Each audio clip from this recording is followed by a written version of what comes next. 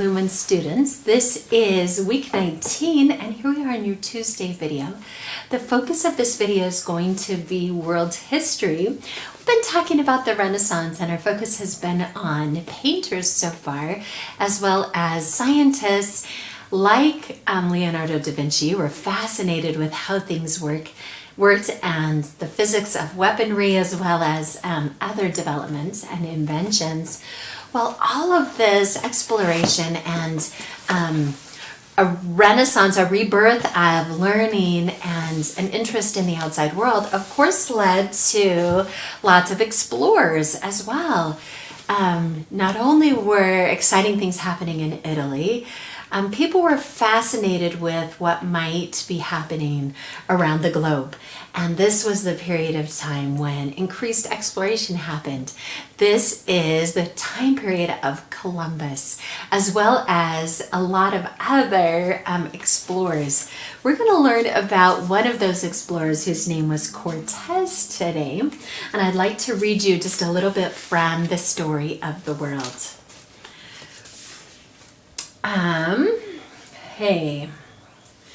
The story starts when a Spanish adventurer named Hernan Cortez came to the West Indies, the islands just east of Central America. He had hoped to find his fortune in the Spanish colonies there, but he was disappointed. There wasn't very much money in the West Indies, but Cortez heard rumors that over on the mainland of Central America, a fantastically wealthy king ruled over a city with streets made of gold and walls made of jewels. So Cortez collected a band of soldiers to go with him, loaded Spanish war horses onto a ship, and sailed to the coast of Central America. When his ship anchored, the tribes who lived near the water came out to see who these new visitors were. But when Cortez and his men unloaded their horses from their ships and rowed them ashore, the Indians scattered in terror. They had never seen horses before. They thought each horse and rider was a huge monster with 6 feet, 2 arms, and 2 heads. These Indians spread the word throughout the mainland, "Monsters are coming! Maybe they are gods!" And Cortez and his men plunged into the Central American jungles, searching for the city of gold. They came closer and closer to the edge of the Aztec Empire. The Aztecs who lived on the border of the empire weren't entirely sure who these visitors were, so they came out with gifts for Cortez and his men. Wheels of gold as high as a man's waist, golden shields, and buckets full of gold dust. When Cortez saw these gifts, he was more convinced than ever that great treasure was just beyond his reach, and he ordered his men, "Keep on! The city of gold is ahead of us!" Meanwhile, the Aztecs who brought the gifts sent messengers back to their capital city of Tenochtitlan. "The visitors are approaching," they warned, and they described Cortez, his men, and their armor. The king of the Aztecs, Montezuma, listened to these descriptions carefully, and he wondered, could this be the god Quetzalcoatl on his way back to Tenochtitlan? Ancient Aztec prophecies said that the god Quetzalcoatl would return 500 years after leaving his people. And according to the Aztec calendar, the 500 years was almost up. Also, the description of Cortez sounded like the carved pictures of Quetzalcoatl on the temple walls. By chance, the helmet Cortez wore was shaped like Quetzalcoatl's hat. When Montezuma dreamed one night that Quetzalcoatl was approaching to claim his throne, his mind was made up. The god was on his way. So when Cortez and his men arrived, Montezuma threw open the city gates and welcomed him in. Cortez didn't see streets of gold and jeweled walls, but there was plenty of gold in Tenochtitlan. For 8 months, Cortez and his men lolled about in the city, enjoying the luxury and stashing away gold jewelry and treasures for themselves. But Cortez's men began to get bored. They started quarreling with the Aztec priests. A fight broke out, and several Aztecs were killed. When Montezuma and his men saw the bodies of their friends, they shouted, "Quetzalcoatl would never behave this way!" And they armed themselves and began to battle with the intruders. After the fighting raged up and down the city streets, in and out of the palace, Montezuma was killed. Cortez and his men were driven back into Montezuma's royal palace. They locked themselves in, but now they were surrounded by fierce Aztec warriors waiting for them to emerge. What would the Spanish do now? They waited and waited for days inside the palace. Late one night, one of the lookouts hissed, "The square around the palace is empty." Cortez peered out. Sure enough, the streets were still and the city seemed to be deserted. Perhaps another war had drawn the Aztec warriors away. Cortez and his men stuffed their pockets with all the gold they could carry and tiptoed out of the palace. Around them, the city lay quiet beneath a bright moon. They hurried along the stone-paved streets toward the nearest gate. The gate was open, but the timbers that would fill the moat were missing. Water stretched between their feet and the beginning of the raised road that led to the lake shore. "Quick!" Cortez hissed. "Find wood anywhere you can. Let's build a bridge." Their hands shaking with haste, the men ripped wood from nearby buildings and built a makeshift bridge. They lowered it over a gap and began to file across. Suddenly, they heard a whoo! The war around them was filled with canoes, and each canoe had an armed Aztec warrior in it. They had walked into an Aztec trap. The Spaniards tried to fight back, but they were so weighted down with gold that the ones who fell into the water of Lake Texcoco drowned. Only Cortez and a few of his best soldiers escaped. They limped back to the ocean under cover of darkness and pushed their ships back out into the water. Cortez had to return to the West Indies, beaten. But he wasn't finished yet. He collected new men, new horses, and carpenters. And with his fresh force, he sailed back over the shore of the mainland and marched back towards Tenochtitlan. And on his way, he convinced other tribes to join him in his war against the Aztecs. Many of the villages who lived near Aztec land had been raided by Aztec warriors, who kidnapped their men and women and took them back to Tenochtitlan for human sacrifices. And they were very willing to help Cortez fight against the city. When Cortez arrived at Lake Texcoco, he had his carpenters build 12 small warships right there on the shore of the lake. He loaded these ships with soldiers and launched them into the water. The Aztec canoes poured out into the lake to meet him, and the siege of Tenochtitlan had begun. The battle went on for 3 months, but Cortez had collected almost 100,000 Spanish soldiers and Indian allies. He cut off all access to the shore so that the city began to run out of food and water, and at last, the massive city of Tenochtitlan was forced to surrender. In the year 1519, Cortez marched into the city and took over.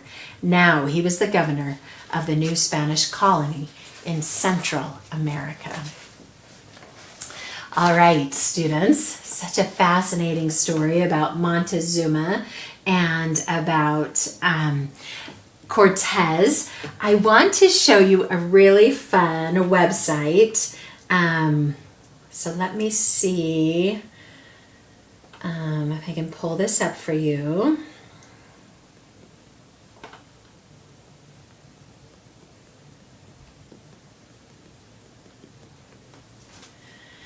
It is called All About Explorers.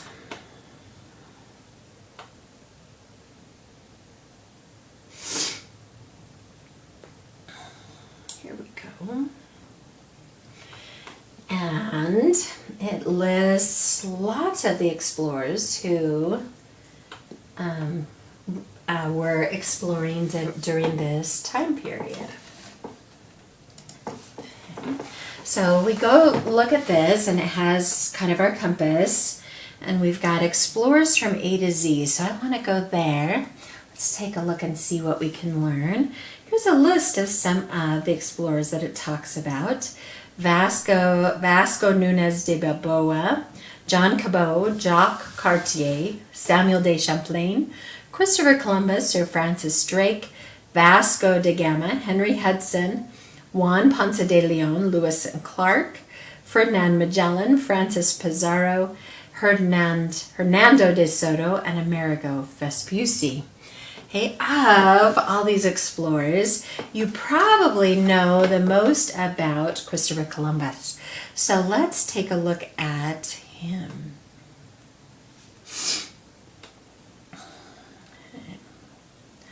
All right, I want you to pay careful attention to any unusual details that this website includes. Christopher Columbus was born in 1951 in Sydney, Australia. His home was on the sea, and Christopher longed to become an explorer and sailor. However, as a young man, Christopher went to Portugal and got involved in the map-making business with his brother, Bartholomew. The business made Columbus a rich man, and his books of maps are still found today in every library in the world. Hey, notice anything unusual in that little bit of information? During this time, people were very interested in finding a sailing route around Africa to China, Japan, and India. They believed they would find expensive jewels and riches, and the explorers believed that sailing east was the best route. However, Columbus argued that sailing in the opposite direction would get them to these lands much faster. King John II of Portugal, along with the kings of France and England, thought Columbus was crazy and refused to help him make the voyage. Columbus knew he had to make this idea of sailing using Western route more popular, so he produced and appeared on infomercials, which aired 4 times daily. Finally, the King and Queen of Spain called his toll-free number and agreed to help Columbus. I hope you're picking up some of the errors and discrepancies in this reading, students. In 1942, he set sail with 3 ships, the Nina, Pinta, and Santa Maria, and about 90 men. The voyage was so much easier than sailing east, and on October 12th, 1942, Columbus landed on an island southeast of Florida. He claimed this island for Spain and named it the Indies since he thought he had landed in India, and he named the native people of the island Indians. The Indians were excited by the newcomers and their gadgets. They especially enjoyed using their cell phones and desktop computers. Columbus returned to Spain in 1939 and was hailed as a hero. He was known as the first person to walk on American soil, and a huge parade was held in his honor. He appeared on Larry King Live and became quite famous around the world. Columbus made 3 more voyages to the lands of Hispaniola, Dominica, Trinidad, Venezuela, Mexico, Honduras, and Panama. These trips were all documented by National Geographic and opened a whole new business of tourism for the country of Spain. Hey, students, there are many, I'm sure you can identify, errors on this page. Okay, Columbus was not born in 1951 in Australia. He did not create books of maps that are still in libraries around the world. He did not film infomercials. And the King and Queen of Spain did not call his toll-free number. It did get some details right. For example, the Nina, the Pinta, and the Santa Maria are names that you recognized and have learned in your studies over time. But some of the facts included here are just ludicrous and ridiculous, right? Like, for example, enjoyed using their cell phones and desktop computers. The point of this website, and you can explore this website some more and learn more about, I'll show it to you one more time, learn more about different explorers, is you just go to allaboutexplorers.com, and it gives different treasure hunts and web quests where you can find some more of the mistakes that are found in each of these presentations about these explorers. The purpose of this website is to teach students that not everything they read on the internet is accurate. Not everything can be trusted. Not everything is correct. And so we need to go and use legitimate sources, sources that we know are accurate, sources that we know are right and correct.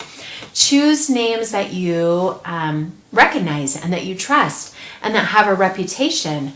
For example, Columbus's essay mentioned National Geographic, but again, that is a company that produces magazines and has a website that is and can be trusted because they have lots of people checking their sources, checking the information, and making sure it's accurate. Their business, their livelihood, their reputation depends on being accurate and correct. So I hope you enjoyed that little lesson and activity about the importance of being careful in using the internet and making sure that the things that you find are correct. Okay, I want to just show you one last fun kind of video that will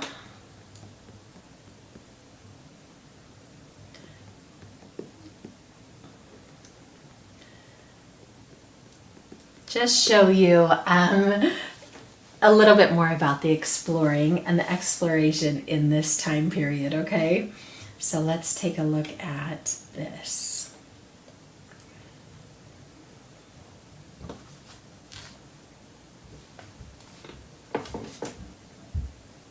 See if there's an ad.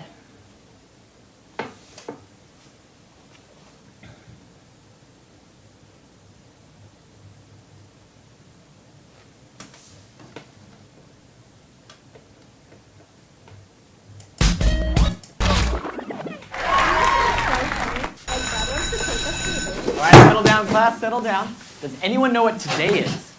Columbus Day. That's right, Columbus Day. Columbus was a famous Italian explorer. He visited America and he helped build Spanish colonies. Thought he directed Home Alone. Since Apple has come out with a new time machine, I thought that we would invite Christopher Columbus himself to class today. Everyone please welcome Mr. Columbus.